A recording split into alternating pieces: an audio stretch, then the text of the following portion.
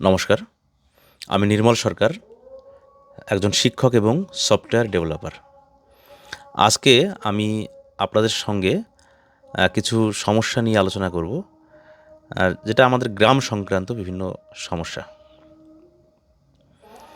তার আগে অর্থাৎ মূল আলোচনা শুরু করার আগে আমি কয়েকটা বিষয় আপনাদেরকে আমি বলে রাখি যে গত পঞ্চায়েত নির্বাচনে যে ৩টি ভোট আমরা দিয়েছিলাম গ্রাম পঞ্চায়েত স্তরে, পঞ্চায়েত সমিতি স্তরে এবং জেলা পরিষদ স্তরে, এই ৩টি ভোট আমি দিয়েছিলাম। একটি দিয়েছিলাম তৃণমূল কংগ্রেসকে, একটি দিয়েছিলাম কংগ্রেসকে এবং একটি দিয়েছিলাম বিজেপি প্রার্থীকে। অর্থাৎ আমি আপনাদেরকে যেটা বোঝাতে চাইছি যে কোনো নির্দিষ্ট দল কেন্দ্রিক কিন্তু আমি অন্ধবিশ্বাসী নই, বা নির্দিষ্ট দলের অনুগত সাপোর্টার কিন্তু আমি নই। প্রার্থী বিবেচনা করে আমি আলাদা আলাদাভাবে ভোটগুলো দিয়েছিলাম। অর্থাৎ আমি নির্দিষ্ট কোনো দলের সঙ্গে ওইভাবে অন্ধভাবে যুক্ত নেই। আচ্ছা, এই বিষয়টা আপনারা জেনে রাখলেন। এবার আসি আমাদের যে মূল বিষয়টা। আপনারা সবাই জানেন যে গত আগস্ট মাসে একটি সরকারি প্রকল্প চালু হয়েছিল, আমাদের পাড়া আমাদের সমাধান। এবং এই প্রকল্পের অধীনে প্রত্যেকটা মানে পঞ্চায়েতের প্রত্যেকটা ওয়ার্ডে 10 লক্ষ টাকা করে বরাদ্দ করা হয়েছিল এবং বলা হয়েছিল এই টাকাটা স্থানীয় স্তরে আলোচনার মাধ্যমে, গ্রামবাসীদের সঙ্গে আলোচনা করে বুথ বুথ প্রতি 10 লক্ষ টাকা করে কোথায় কিভাবে খরচ করা হবে সেটা সিদ্ধান্ত নেওয়া হবে। এবং আপনারা জানেন সেই হিসাবে কিন্তু বিভিন্ন জায়গায় দুয়ারে সরকার বা আমাদের পাড়া আমাদের সমাধান ক্যাম্প অনুষ্ঠিত হয়েছিল।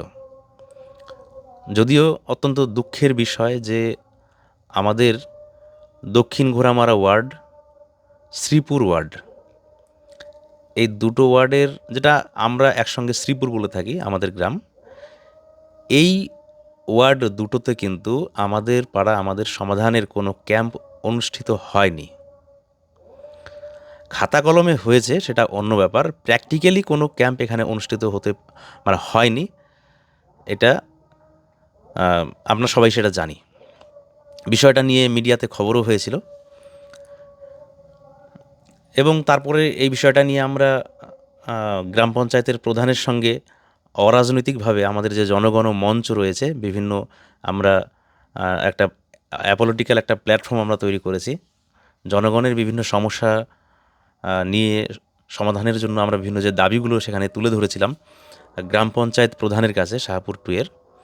সেখানেও কিন্তু তিনি স্বীকার করেছিলেন, হ্যাঁ, যে এরকম কোনো ক্যাম্প অনুষ্ঠিত হয়নি, ওনারা নাকি নিজেরা বসেই একটা সিদ্ধান্ত নিয়ে নিয়েছেন। যাই হোক, গ্রামবাসীদের সঙ্গে আলোচনা হয়নি, এটা অত্যন্ত দুঃখের বিষয়। আমরা খুবই উদগ্রীব ছিলাম যে এমন একটা স্কিম সরকার আমাদের জন্য এনেছে গ্রামবাসীদের জন্য, যেখানে আমরা আমাদের মতামত সরাসরি জানাতে পারবো এবং আমরা আমাদের চাহিদার ভিত্তিতে সেই কাজগুলো করাতে পারবো।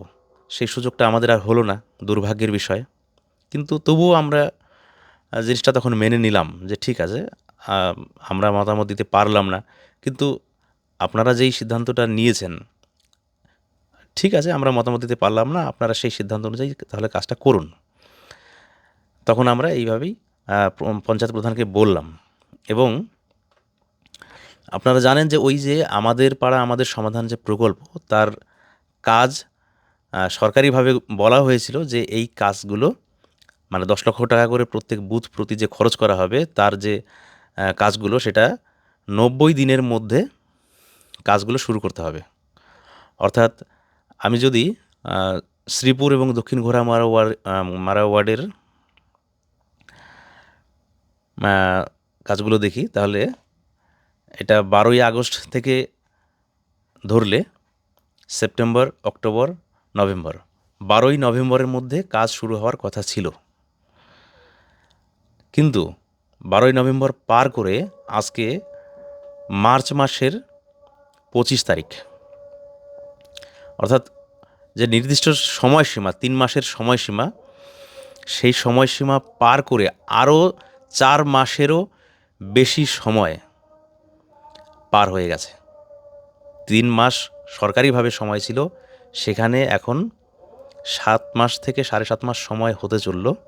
অথচ আমাদের এই যে দক্ষিণ ঘোড়ামারা ওয়ার্ড, শ্রীপুর ওয়ার্ড, ডাঙ্গিপাড়াতে 2টো ওয়ার্ড, যেগুলো আমাদের মানে আমি যেই রাস্তায় প্রতিনিয়ত চলাফেরা করি, আমার চোখের সামনে যেই ওয়ার্ডগুলো পড়ে, এই 4টে ওয়ার্ডে আমি তো এই 7 মাস বা 7.5 মাসে কোনো নতুন প্রকল্প দেখলাম না।